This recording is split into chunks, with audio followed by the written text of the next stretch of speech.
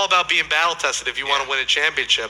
And, Knicks will get there one day. One of these days. Yeah. One of these days, Mark. I promise, man. One of these days. So salute to everybody in the chat. Once again, hit that thumbs up button for you boys. Mark, thanks for the call. That was Mark from Rockland County. A couple more calls. Let's go to Solomon from New York. Solomon, how you doing, man? Yo. Hey, how you doing, guys? Good, man. What's going on, bro? Love what you guys doing. A big fan. I'm Solomon out of Brooklyn, and I was listening to y'all talk about Spencer Dinwiddie, and also it seemed like Knicks fans all around are comfortable saying that the Knicks not going for the championship next year. They went into like 2024. So I wanted to ask one question: are y'all comfortable with the Brooklyn Nets running the city until y'all do that? Do you think it could be a Nets town from now on? Or y'all cool with letting us run the town until y'all in 2024? This is a Nets fan infiltrating. Solomon, man. Wow, he came out of nowhere. Yes. So hold on, just to let you know, I'm more valid. I got a podcast. It's called Brooklyn Nets versus the New York Knicks. Okay. With me and my guy T-Time. It's on Reflex Radio, so we do this every week. 7 to 9, but he always mentions you in a highlight, and I'll follow you because he mentions you. Okay. So I'm not just a troll, just coming to bomb. Like I actually respect what you guys do. He came with respect. All right, no doubt, Salma. I appreciate that. Now I'm going to send you to the dial tone. I'll just put you on mute. So you don't talk.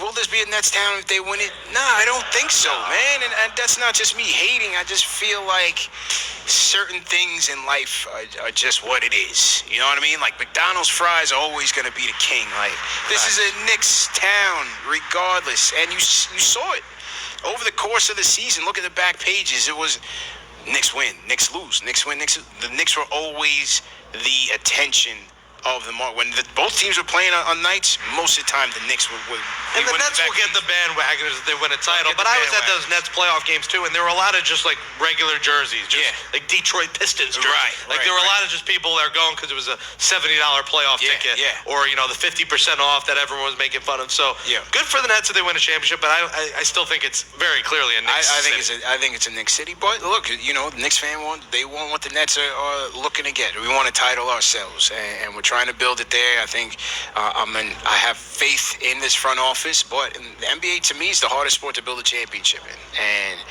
like I keep saying the L word, but a lot of luck plays into it, man, in terms of who you're able to draft. Are you scouting well? Are you drafting well? Are you making that timely trade that puts your team over the top? There's a lot that have to break right for you.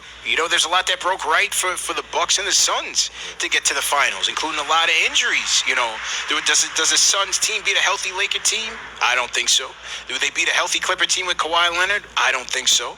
So, do the Bucks get past the Nets if Kyrie Irving is there and James Harden is more than 10% of himself? Or if Kevin Durant's foot... or if his foot... if he is one size smaller.